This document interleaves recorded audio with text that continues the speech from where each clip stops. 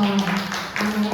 So yun, praise God. So isang magandang umaga po sa bawat isa. Salamat po sa Panginoon na maayos na ang panahon. So yun, mga isang linggo din pong masama ang panahon, malakas ang ulan, malakas ang hangin, pero salamat sa kabutihan ng ating Panginoon. Nandito pa rin po tayo at nagkita-kita. Amen po ba? So yun, sige po, isettle na po natin ang ating mga sarili at tayo ay mag-aaral ng salita ng Diyos. So yun, last week na po, last Sunday po ngayon ng July, no? August na. So, ang bilis ng panahon. So yun, sige po, tayo po ay mag-aaral ng salita ng Diyos. So ang ating pong team ay Walking in the Spirit. So yun, sabi ko, ang hirap din pala kapag napunta ka sa dulo, tapos may team, parang naubos ang verse. Parang naubusan na ako ng verse. Tapos plus may Bible study pa online pag Friday, so hinihimay-himay pa. So parang sabi ko, Lord, naubos na ang verse na banggit ng lahat.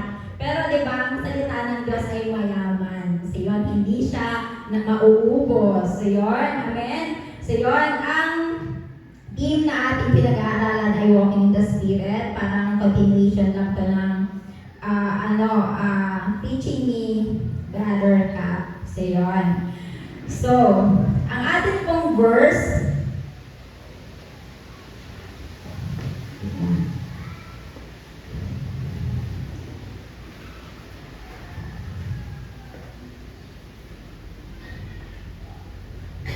ang ating pong verse ay matatagpuan sa John chapter 6 verse 63. So, sabi po dyan, ang Espiritu ang nagbibigay buhay, ang laman ay walang anumang pakinabang, ang mga salitang sinasabi ko sa inyo ay Espiritu at buhay.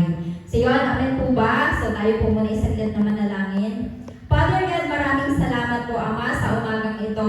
Nagpupuri at nagpapasalamat po kami, Panginoon Lord God, sa loob ng isang linggong protection mo sa amin. Salamat Lord God, dumaan Panginoon Lord God ang masamang panahon, pero nagpapasalamat kami Panginoon na muli pinagkita-kita mo kami Panginoon dito sa bahay-sambahan Panginoon para pasalamatan ka, purihin ka, sambahin ka Panginoon at patuloy na matuto ng iyong mga salita.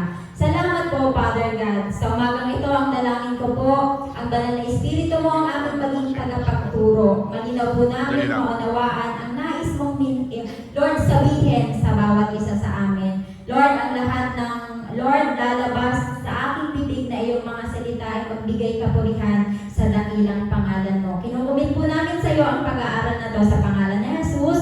Amen.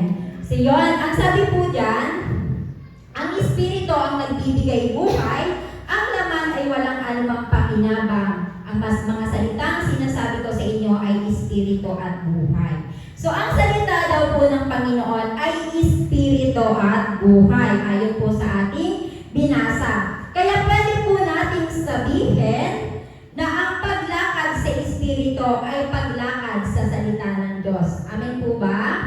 So yun, kasi sabi ng verse, ang salita daw po ng Diyos ay Espiritu. So ang ibig sabihin, dahil po ang team natin ay paglakad sa Espiritu, ang paglakad sa Espiritu ay paglakad sa salita ng Diyos. So yun, di ba tama po, ang pagkain ng ating spiritual na buhay ay salita ng Diyos. Tama?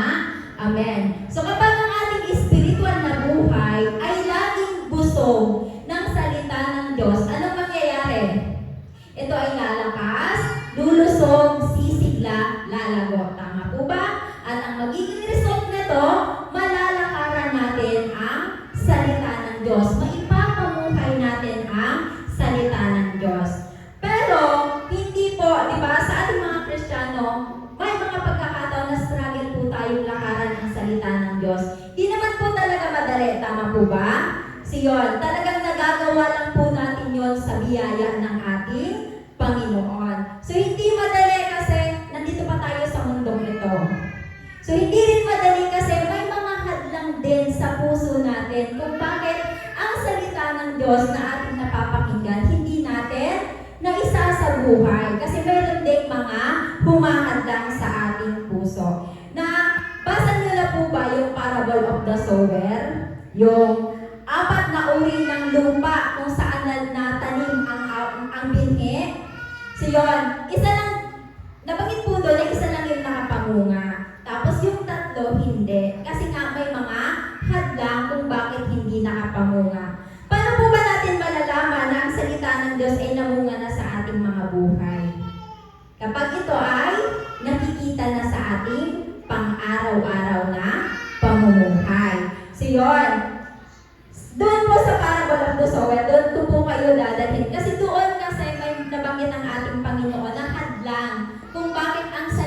Diyos hindi nakakapamunga. Tatlo po yun, pero isa lang yung pag-aaralan natin doon sa tatlo. So yun, Mark chapter 4, verse 18 to 19, sabi po yan. Ito po yung mga binhi na nalaglag sa damuhang matinik. So yun, sabi po dyan, Mark 4, 18 to 19, still others like seed sown among thorns. Hear the word, but the worries of this life, the deceitfulness of wealth, and the desires for other things come in, choke the word, making it unfruitful. So sabi po sa Magandang Balita, Biblia. So basahin po natin. Ito naman ang kahulugan ng mga binhing nalaglag sa may damuhang matinik. May mga taong nakikinig ng mensahe ng Diyos, ngunit dahil sa alalahanin sa buhay na ito, pagkasilaw sa salapi o kaya'y pagkahumaling sa ibang mga bagay, ang mensahe ay nawala ng puwang sa kanilang puso kaya't hindi nakapamunga. So napansin po ba natin sa verse, ang sabi po dyan, nakikinig naman siya ng salita ng Diyos. Amen? Ang Panginoon po mismo yung nag-interpret nun. Yan po yung mga binhing nalaglag sa damuhang matinik. So yun, sabi ng Panginoon, may mga taong nakikinig naman ng salita ng Diyos. Maaring pumupunta naman sa simbahan. Maaring, di ba, nag-pay attention naman sa salita ng Diyos. Pero, yung salita ng Diyos na kanyang napapakinggan, ang sabi dyan, hindi daw namumunga. Bakit? Kasi mayroong tatlong binanggit na hadlang. So, isa lang yung papag-aralan natin. Kasi pagbabanggitin natin or pag-aaralan natin yung tatlo, medyo mahaba. Unang hadlang, sabi diyan, alalahanin sa buhay, pagkasilaw sa salapi, pagkahumaling sa ibang mga bagay. So, ang pag-aaralan lang natin yung unang binanggit. Kasi yun yung meron tayo lahat. Diba? Ano yun? Alalahanin sa buhay. Tama po ba? May alalahanin talaga sa buhay sa mundong ito? Amen. Meron talaga. Meron talagang mga alalahanin sa buhay sa mundong ito. So yun, kaya ang Panginoon din mismo, binanggit niya yun. May mga alalahanin talaga. Kasi kung wala tayong alalahanin sa mundong ito, dapat hindi babanggit ang Panginoon na huwag tayong mag-alala. Pero dahil binanggit ng Panginoon na huwag tayong mag-alala, anong ibig sabihin? Ang ibig sabihin, meron talagang alalahanin sa buhay na ito. So yun, naisip nyo na po ba kung ano na yung mga alalahanin? So marami po, di ba? Iba-iba tayo ng mga inaalala sa buhay. Pero tatandaan po natin na isa yan sa mga nakakahadlang sa puso natin kung bakit hindi namumunga ang salita ng Diyos sa ating mga buhay. Maaring pagpunta mo naman dito sa church na bless ka naman ng message, pag uwi mo ng bahay, naalala mo na naman ang iyong mga alalahanin. Anong nangyari? Ayun, yung napakinggan mong message na bless naman, nangyari, natabunan. Namuna na naman yung mga alalahanin. Kaya anong nangyari? Hindi na-apply. So yun, kaya sa umagang ito, pag-aaralan natin kung ano yung hadlang at kung paano natin susolusyonan yung nakakahadlang para yung salita ng Diyos mamunga sa buhay natin, makita sa buhay natin sa araw-araw. Hindi naman po perfecto kaagad. Pero dapat, diba, bilang mga anak ng Diyos, unti-unting nakikita sa buhay natin yung salita ng Diyos. Amen po ba? So yun. So, pag-aaralan po natin kung ano yung hadlang yan, diba, alalahanin sa buhay. At mamaya, yung practical na paraan, paano natin yan mawawala. So, may alalahanin sa buhay na ito. Sabi po ng Matthew chapter 6, verse 25 and 26, sabi po yan, kaya sinasabi ko sa inyo, huwag kayong mag-alala tungkol sa inyong buhay, kung ano ang inyong kakainin, iinumin o susuotin. Dahil kung binigyan kayo ng Diyos ng buhay, siguradong bibigyan din niya kayo ng pagkain at isusuot. Ang ganda po ng translation ng ang salita ng Diyos, direkta. So, binanggit ng Panginoon yung mga pangunahing inaalala ng tao, ano daw? Kaya sinasabi ko sa inyo, huwag kayong mag-alala tungkol sa inyong buhay. Inaalala natin, anong inaalala natin patungkol sa buhay? Pagkain, inumin, at damit. Tama ba? Tama, di ba? Minsan, kapag may mga kapatid na hindi naka-attend, pag tinanong mo sila,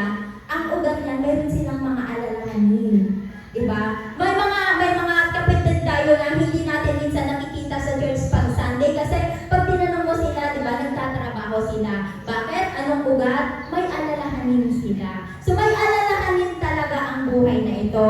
Kaya ang Panginoon, nagtuturo siya patungkol sa mga alalahanin para ang mga anak niya ay huwag mag-alala. So sabi diyan, kaya sinasabi ko sa inyo, huwag kayong mag-alala tungkol sa inyong buhay, kung ano ang inyong kakainin, iinumin o susuotin. Sabi diyan, dahil kung binigyan kayo ng Diyos ng buhay, siguradong bibigyan niya kayo ng pagkain at isusuot. Totoo po yun. Diba? Totoo, diba? Direktang-direkta ang pagkasali ang salita ng Diyos.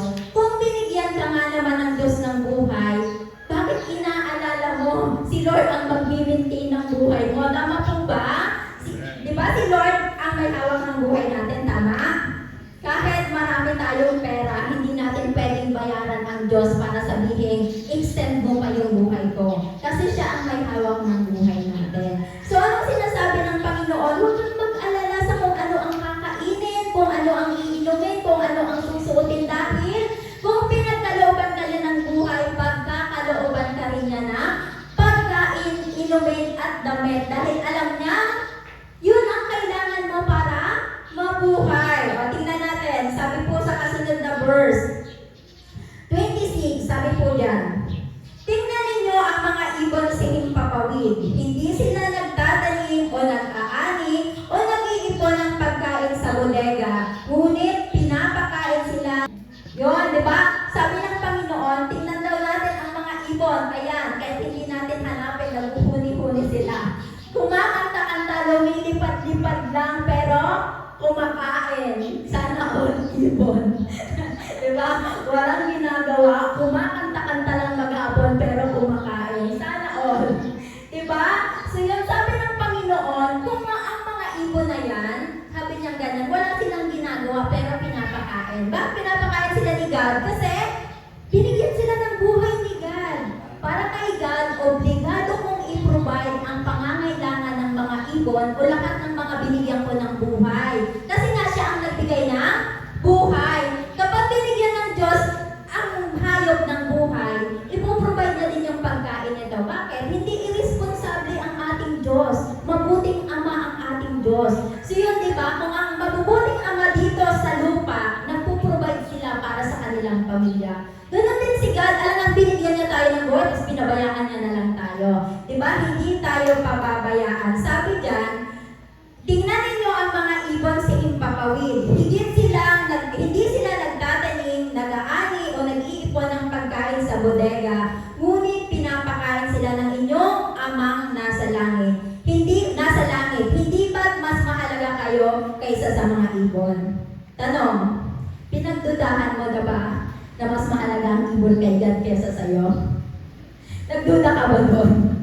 Nagdududa ka ba? Pag tumitingin ka ba sa mga ibon na lumilipad-lipad, kumakanta-kanta, tapos parang ang saya-saya ng buhay, kumakain sila.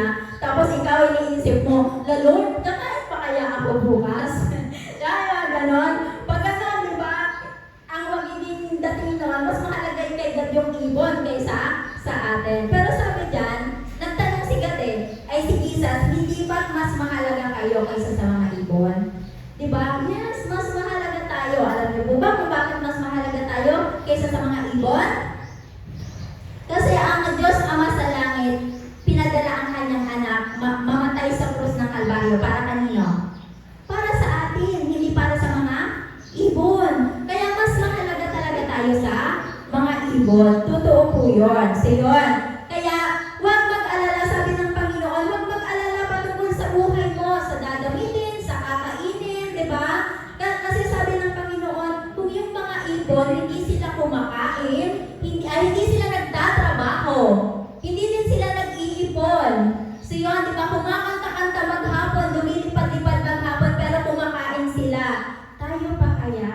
So huwag mag-alala. Huwag nating hahayaan na yung mga alalahanin natin sa buhay, maisasantabi natin ang ating mga spiritual na buhay. Huwag po. So yun, mahalaga po, di ba, na mahalaga tayo sa ating Panginoon. So next verse, sa 6:33, ang mga bagay na ito ang pinapahalagahan ng mga taong hindi kumikilala sa Diyos. Ang nagpapahalaga lang daw ng mga bagay, ano yung mga bagay? Pagkain, damit, inumin, ay yung mga taong wala pang pagkakakilala Diyos. Tayo po, di ba, nanampalataya na tayo sa Diyos. So, sinasabi lang ng Panginoon na dapat itong mga bagay na to, anak, huwag niyong alalahanin. Kasi yung mga bagay na to, pagkain, damit, inumin, ang nag-aalala lang nito ay yung mga taong wala pa sa pananampalataya sa ating Panginoon. Sabi diyan, ngunit alam ng inyong amang nasa langit na kailangan niyo ang mga bagay na ito. Alam niyo po ba, totoo po yun, ako pa naniniwala na kasama po sa relationship natin sa ating Panginoon yung provision niya para sa atin. Na itong mga bagay na to, pagkain, damit, inumin, kahit hindi mo siya hingin sa Panginoon, ipoprovide niya to. Kasi sabi diyan, alam niya na kailangan mo to. Alam niya na kailangan mong kumain, alam na kailangan meron kang inumin, pagkain at meron kang dadamitin kasi kailangan mo to para mabuhay. So yun, kaya sabi diyan, ngunit alam ng inyong amang nasa langit na kailangan ninyo ang mga bagay na ito. Next verse, kaya unahin ninyong mapabilang sa kaharian ng Diyos at ang pagsunod sa kanyang kalooban at ibibigay niya ang lahat ng pangangailangan ninyo. So yun, kasama po ng relationship natin sa ating Panginoon, yung mga provision para sa pangunahing pangangailangan natin. So kasama po yun. Kaya sabi ng Panginoon, huwag niyong isipin yun. Sabi niya, huwag niyong isipin yung mga bagay na to. Unahin niyo na magawa ang kalooban ng ating Panginoon. Kaya huwag po nating hahayaan. So yun, nakakalungkot po yun kapag iisang tabi natin ang ating spiritual na buhay at uunahin natin itong mga inaalala natin. Sabi ng Panginoon, ang gumagawa lang po doon, ang mga gumagawa lang po doon ay yung mga wala pang pananampalataya sa Diyos. At alam ko naman ang bawat isa dito ay meron ng pananampalataya sa ating Panginoon. So huwag mag-alala kung binigyan ka ng Diyos ng buhay, ibibigay niya rin ang kailangan mo para mabuhay. So yun, kasama sa relationship natin sa Panginoon ang provision. Kaya huwag mag-worry. Dapat ang ating Ama sa langit, ipoprovide at ipoprovide niya ang lahat ng ating mga pangangailangan. So yun, sabi ng Isaiah chapter 26 verse 3 and 4, binibigyan mo ng lubos na kapayapaan ang mga may matatag na paninindigan at sa iyo'y nagtitiwala. Magtiwala kayo kay Yahweh magpakailanman sapagkat ang Diyos na si Yahweh ang walang hanggang kublihan. So ang kapayapaan ibinigay na sa atin, tama po ba? Sabi ng Panginoon, ang kapayapaan ang ibinibigay ko sa inyo, ang kapayapaan ang iniiwan ko sa inyo. So nasa atin na ang kapayapaan ng ating Panginoon. Mararanasan lang po natin yung kapayapaan yun kapag nagtiwala tayo sa Kanya.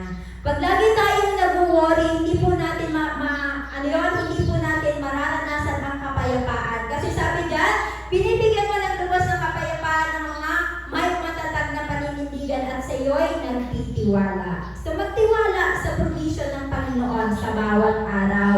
Diba? Kasi hindi magkukulang ang Panginoon sa lahat ng ating mga pangangailangan. Siguro yung mga wants, iba yung needs, iba yung wants. Siguro yung mga wants natin hindi na ibibigay agad, pero yung mga needs natin sigurado ibibigay at ibibigay yon ng ating Panginoon. Kaya huwag mag-worry. Kasi kapag lagi natin mino-worry ang buhay na to, yun yung nakakahadlang para hindi natin na isa sa buhay ang salita ng Diyos. Amen po ba? Yung paggagaling nyo sa church, bless naman kayo ng message. Pero pag uwi, bumalik sa isip ang mga alalahanin, natakpan na naman yung mensahe na napakinggan. Kaya sabi ng Panginoon, nakikinig ng salita ng Diyos, pero dahil sa mga alalahanin, hindi nakakapamunga ang salita ng Diyos sa kanyang buhay. Magtiwala, kasi kapag nagtitiwala tayo sa ating Panginoon, nararanasan natin ang kapayapaan ng ating Panginoon. So, pag-aaralan natin yung tatlong practical na paraan kung paano natin aalisin sa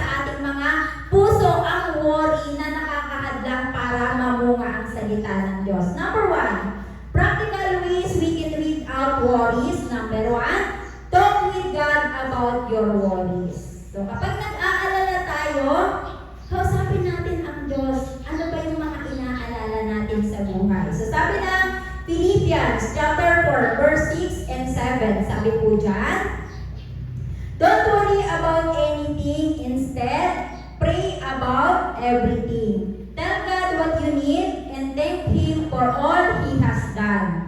yun, sa halip daw na nag-worry tayo, pag nagsisimula ng pumasok ang pag-aalala sa ating isip, sa ating puso, simulan mo na rin, kausapin ang Diyos. Diba? Pero yung mga worries na yan, lagi natin dapat yan sinasama sa ating mga panalangin. Kung ano yung mga nagkukos sa iyo ng worry, isama mo yan lagi sa panalangin. So sabi dyan, huwag daw tayong mag-alala sa anumang bagay, anuman ba yung mga wino-worry mo. Sabi dyan, huwag mo daw yung i-worry. Sa halip, sabi dyan, pray about everything. Ipanalangin mo yan sa Panginoon. Ipanalangin mo, ano man yung mga wino-worry mo, itaas mo sa panalangin yan. So sabi dyan, tell God what you need. Ano bang kailangan mo, diba? So sabihin mo daw sa Panginoon, at pasalamatan mo siya sa lahat ng kanyang mga ginawa. Tama po ba, diba? Kapag nagpipray po tayo at inaalala natin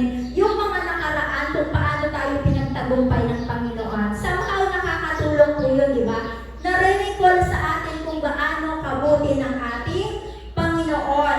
At pag ginawa daw po natin yan, ang sabi ng next verse sa 7, then you will experience God's peace. Kapag yung mga inaalala natin sa buhay, inilapit natin yan sa ating Panginoon. Diba, prinay natin sa ating Panginoon, ang magiging result mo niyan, mararanasan mo ang kapayapaan ng Diyos. Diba? So kaya napakahalaga ng ating mga wino-worry. Diba, nilalapit natin yan sa ating Panginoon. Pag Wednesday, nandito po kami, nagpi-prayer, may prayer meeting po. Sama-sama po natin yung ilapit sa Panginoon. Diba po may mga prayer requests, yun, diba? Napakaganda po nun, ang sama-sama nating inilalapit sa Panginoon yung mga wino-worry natin sa buhay, yung mga prayer requests natin. Sabi dyan, His peace will guard your heart and minds as you live in Christ.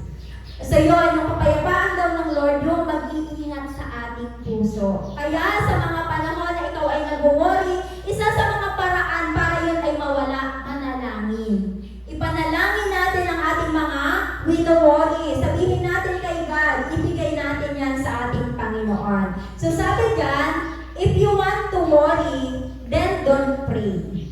Pag gusto mong mag-worry, sige, umupo ka sa tabi, mag-worry ka. So wag kang mag-pray, mag-worry ka lang. Sabi niya, if you want to pray, then don't worry. Pag gusto mo naman na ipanalangin yung mga wino-worry mo, ipanalangin mo. Pero wag mong gagawin ito ng sabay. Mananalangin at pagkatapos ng manalangin, nag-aalala ulit.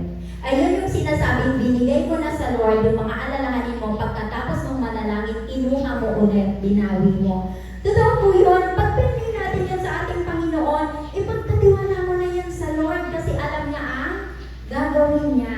Makapangyarihan ng ating Ama sa Langit, mabuti ang ating Ama sa Langit, alam niya ang gagawin niya sa mga wino-worry natin. So itiwala natin sa ating Panginoon. So pag nag-worry, manalangin. At pagkatapos manalangin, wag nang mag-worry, itaas natin yun or ipagkatiwala natin sa ating Panginoon. So yun yung isang paraan para mawala ang ating mga wino-worry. So sabi ng 1 Peter 5:7, give all your worries and cares to God, for He cares about you. Ibigay daw natin yung mga wino-worry natin. Ano ba yung mga wino-worry mo na yan? Diba? Ibigay mo yan sa ating Panginoon kasi nag-care siya sa atin. So yun, diba?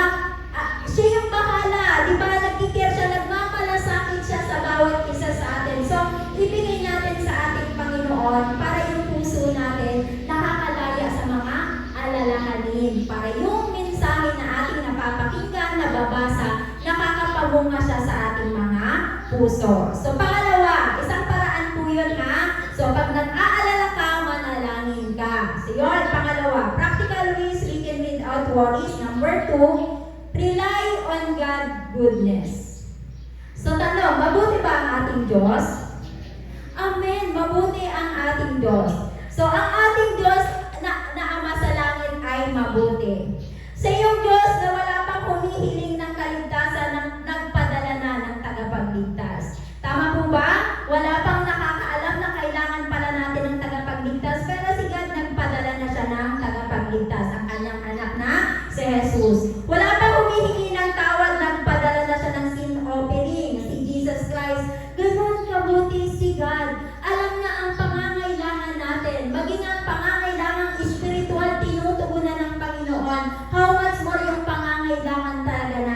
buhay na ito. So ang ating Diyos Ama sa langit ay mabuti. Siya yung Diyos Ama na may magandang plano sa atin. Jeremiah 29:11, binanggit yan, maganda ang plano niya sa atin. Siya yung mabuting Ama sa langit na pinadala ang kaisa-isa niyang anak sa mundo para magkaroon tayo ng buhay na ganap at kasiyasiya. Diba? Yan yung mga bagay na yun, hindi ko pa hinihingi. Alam ng Lord kung anong makakabuti, kaya pinadala niya ang kanyang anak. Ganun din po sa pang-araw-araw. Ano man yung mga wino-worry natin sa buhay, lagi mong tatandaan, mabuti ang Ama sa langit at alam niya po ang lahat na wino-worry natin. So yun. So, pwede nating sandalan, pwede nating maasahan ang kabutihan ng ating Ama. Sabi dyan, God is too good to be unkind, too wise to be mistaken. If you don't understand or see His hand, trust His heart. May mga pagkakataon po ba sa buhay natin na para bang iniisip natin, Lord, alam mo pa ba itong mga nangyayari sa akin? Na dumadating ba yun sa inyo? Na Lord, nagtagal-tagal na nitong mga problemang pinagdadaanan ko, di ko maintindihan kung bakit ko ito pinagdadaanan. Na dumadating po ba sa inyo yung mga ganong isipan? So, hindi daw natin obligadong unawain kung ano yung mga inaalaw ng Lord na daanan natin. Hindi tayo obligadong unawain yon. Alam niyo po kung ano lang gagawin natin? Pagtiwalaan natin ang kabutihan ng Panginoon. Diba? Na hindi niya iaalaw ang isang bagay sa ating mga buhay na wala siyang magandang plano. Laging maganda ang plano ng ating Panginoon. Hindi po siya nagkakamali. Hindi siya nagkakamali. Diba? Ang ating Panginoon sobra ng buti para maging hindi mabait. Sa iniisip natin, no? Lord, bakit yung mga masasamang tao sa mundo di nyo pakunin para tumahimik naman ang mundo? Naisip nyo ba yun? Na, di ba, yung sobra-sobra talaga yung kasamahan, mapapanood mo, di ba, yung maliit na bata, nirate, ganyan. Di ba, mapapanood nga, Lord, ba't hindi mo pakunin itong mga ito para naman medyo pumayapa ang mundo? Pero bakit hindi niya pa yun kinukuha? Kasi binibigyan niya pa ng pagkakataon na makakilala sa Panginoon para maligtas. Kasi di ba sabi ng Panginoon, hindi niya nais na ang sino man ay mapahamak. Di ba ganun siya kabuti? Mabuti siya sa masama at sa mabuti. Mabuti talaga ang ating Panginoon. Hindi siya mabuti sa atin kasi tayo ay mabuti. Mabuti talaga ang Diyos. So yun, pagkatiwalaan natin ang kabutihan ng ating Ama sapagkat siya ay mabuti. Kung ano man yung mga inaalala natin, di ba? Ipagkatiwala mo sa Panginoon. Alam niya yan. Alam niya kung anong solusyon dyan at alam niya ang gagawin. Magtiwala sa ating Panginoon. Minsan minumori lang natin ng sobra-sobra, di ba? Pero kahit na ganon, kumikilos pa rin ang Panginoon. Huwag mo nang i-worry, hayaan mo na ang Panginoon. So yun, tama po ba? So yun, magtiwala tayo sa kabutihan ng ating Panginoon kasi mabuti ang puso ng ating Panginoon. So yun, sabi dyan ng Psalms 145 verse 9, The Lord is good to all.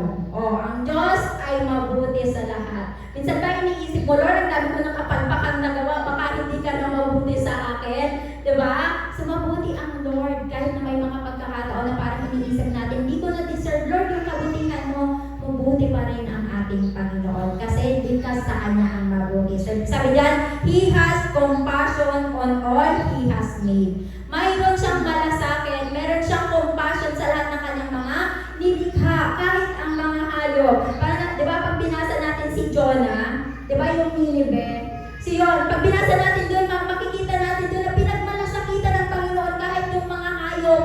Ayaw niyang gunawin ang Nineveh kasi sabi niya, maraming tao doon, marami ding mga hayop doon. O di ba? Kahit sa mga hayop, nagmamalasakit ang ating Panginoon. Kaya mabuti ang Lord. Magtiwala po tayo sa kabutihan ng ating Panginoon kasi siya ay tunay na mabuti sa ating buhay. And number 3, practical ways we can rid out worries. Una, talk to God about your worry. Kung ano ba yung mga inaalala mo, kausapin mo ang Diyos. Kung ano man yan, tungkol sa pamilya, tungkol sa hanap buhay, trabaho, pag-aaral,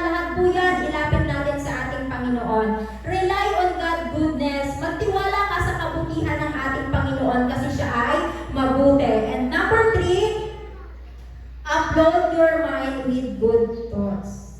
Ito talaga yon. Ito yung practical talaga.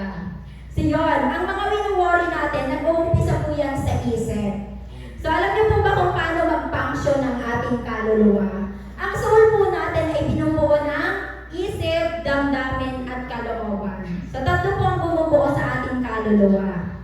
Pero ang isip po talaga natin, diyan po nag-uumpisa ang lahat. Kung ano ang iniisip, kung ano ang pinapasok natin sa isip natin, yan din yung bababa sa damdamin natin, yun din yung maisasagawa natin. Kaya napakahalaga po sa isip natin, sabi dyan, upload your mind with good thoughts. Pag sinabi pong upload, maglagay. So maglagay o mag-transfer ng mabubuting kaisipan sa iyong isip. So saan mo kukunin yung mabuting kaisipan na ilalagay mo sa isip mo? Sa salita ng Diyos. So iyan po yung dyan po, anong tawag nito? Dyan po pumapasok yung kahalagahan ng paglalaan natin ng oras araw-araw para sa salita ng Diyos. So yun, kasi pag ang iyong isip, puno po yan ng Word of God, anong mangyayari? Yun din yung bumababa sa damdamin natin at yun din yung maipapamuhay natin. Kaya napakahalaga ng ang ating isip ay puno ng magagandang bagay, di ba? Puno ng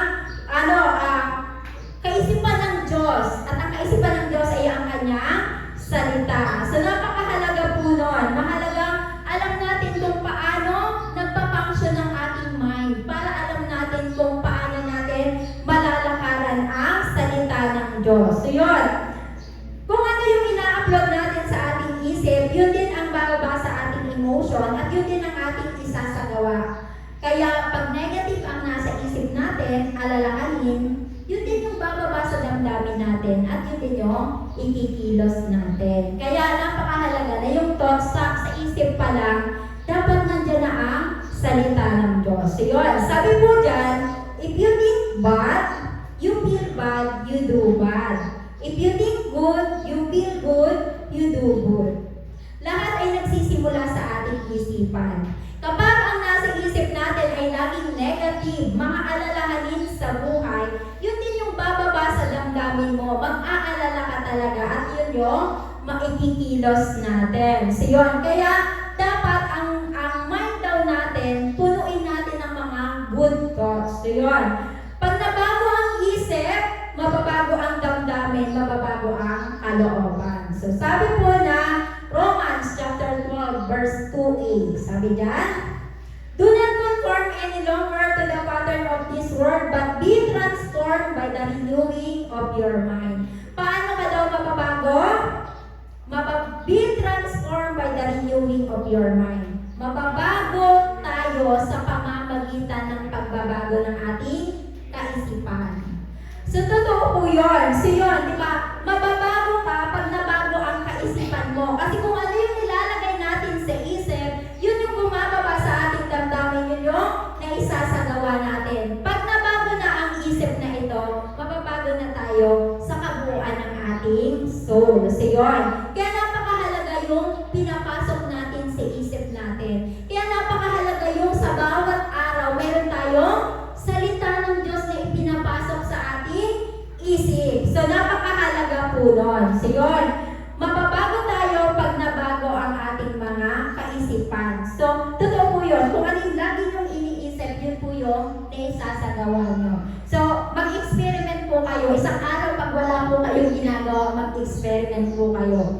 So, umupo lang kayo, tapos isipin nyo yung mga taong may atraso sa inyo. Dahil napatawad mo na itong taong to, okay na kayo, pero try mo lang. Diba? Yung isipin mo yung mga hindi mabubuting ginawa na sa'yo. Tingnan mo, mga ilang minutes lang, yung damdamin mo, bumabangon na ulit yung galit. Oo, makikita mo, mapapansin mo yan, bumabangon na ulit yung galit. At kapag itong taong to, bigla mong nakita, hindi mo yan mamingitian. Kasi ngayon yung inisip mo, yung mga hindi niya magandang ginawa. So, negative yung inisip mo, negative yung mararamdaman mo, negative din yung maisasagawa mo. Kaya ang isip ko, napaka-importante po nito para malakaran natin ang salita ng Diyos. Hindi talaga natin malalakaran ang salita ng Diyos pag ang marirebuke yung negative thoughts na nasa isip nyo. Di nyo, in Jesus' name, umalis ka, hindi nyo po yan mapapaalis. Alam nyo po ba kung paano yan mapapaalis? Papalitan mo siya ng good thoughts. Papalitan mo siya ng salita ng Diyos. Kaya yun, di ba, yung lagi na lahat ng tumatayo dito, yun yung sinasabi, araw-araw, magbasa ng Biblia. So yun, di ba, kung nasa group kayo, araw-araw may devotion na po doon libre. So yun, araw-araw, doon po, yun po yung kagandahan, or doon na pupunta yung kapakinabangan ng araw-araw, naglalaan tayo ng oras para basahin ang salita ng Diyos. Kasi alam niyo po, ikaw ang magbabago ng kaisipan niyo, hindi si God. Ikaw po yun, trabaho mo yun. Ibinigay lang ng Diyos ang tool kung paano mo yan mababago. Anong tool ang binigay niya? Salita ng Diyos. Yan po ang makakapagbabago dyan. Hindi natin malalakaran ang salita ng Diyos kapag walang salita ng Diyos na nakaimbak sa isip natin. Totoo po yun. Kahit kayo po, experiment nyo po yun. Subukan yung lakaran yung wala sa isip nyo. Di ba mahirap? Di ba bago natin gawin ang isang bagay, pinaplano natin sa isip natin? Kahit nga, di ba, kinabukasan, di ba ngayon, nakaplano na yung gagawin natin bukas. May mga tanggal lang, tama po ba? Nasa isip na. So yun, kaya napakahalaga po na ang isip natin puno ng salita ng Diyos para makalakad tayo sa salita ng Diyos. Makalakad tayo sa Espiritu. Kasi mahihirapan tayong lakaran ang salita ng Diyos. Mahihirapan tayong lumakad sa Espiritu kung ang isip natin hindi puno ng salita ng Diyos. Yun po kasi yun, kung ano yung pinapasok natin sa isip natin, yun po yung bababa. So, Romans chapter 8 verse 6, sabi po dyan, for to be carnally minded is death, but to be spiritually minded is life and peace. So yun, pag sinabing spiritually minded, anong ibig sabihin? Pag sinabing spiritually minded, ito yung mind na kontrolado ng salita ng Diyos. Kapag ang isip natin kontrolado ng salita ng Diyos, malalakaran natin ang salita ng Diyos. At ikaw po ang gagawa niyan. Ikaw ang paano makukontrol ng salita ng Diyos ang ating isip kapag ang ating isip ay puno ng salita ng Diyos. So yun, mahihirapan po na makontrol ng salita ng Diyos ang isip natin kapag yan po ay walang laman na salita ng Diyos. Kaya kailangan kontrolado ng salita ng Diyos ang ating isip para po malakaran natin ang salita ng ating Panginoon. So yun, napakahalaga na kontrolado ng salita ng Diyos ang ating isip. So yun. Diba, halimbawa, ang dami-dami nating pangangailangan. Diba, makita natin, Lord, ang daming pangangailangan. Pero, diba, yung isip mo, nandun yung pangako ng Panginoon, hindi kita iiwan, hindi kita pababayaan. Diba, somehow, nagkakaroon ka ng peace. So yun, kaya punuin mo ng salita ng Diyos ang iyong isip. Sabi ng verse, sabi dyan, but to be spiritually minded is life in peace. Pag spiritually minded, puno ang isip mo ng salita ng Diyos, meron kang peace. At kapag meron tayong peace, nagagawa natin ang kalooban ng ating Ama. So yun, sabi dyan, to be spiritually minded is to be controlled by the Word of God, because the Word of God is Spirit. So, ipakontrol po natin ang ating mga isipan sa salita ng Diyos. Instead ng ating isipan ay kontrolado ng, diba, ng mga alalahanin sa buhay. Ipakontrol mo yan, diba? Paano yan makokontrol? Basahin natin ang salita ng Diyos, diba? Maglaan ng oras sa bawat araw para sa salita ng Diyos. So, in short, ang kailangan para tayo ay makalakad sa Espiritu, ang isip natin dapat kontrolado ng salita ng Diyos. At ang kailangan para ang isip natin ay maging kontrolado ng salita ng Diyos, dapat punuin natin ito ng salita ng Diyos. At magagawa lang natin ito kapag naglaan tayo ng oras sa bawat araw na basahin ang salita ng Diyos. So, I pray na ang bawat isa po ay may natutunan. So, tayo po ay manalangin. Lord, salamat po, Panginoon, sa umagang ito. Salamat po, Panginoon, sa mga reminders mo sa amin, Panginoon, kung gaano, Lord God, kahalaga ang salita mo. Salamat, Lord God, na, Lord, binigyan mo kami, Panginoon, ang pagbabago ng aming kaisipan. Ibinigay mo lang sa amin ang tool kung anong gagamitin natin para ito ay mabago. Patuloy po, Panginoon, ang titiwala kami amin na ito po ay magagawa namin sa biyaya mo, Panginoon. Salamat, Lord. Tinitiwala ko po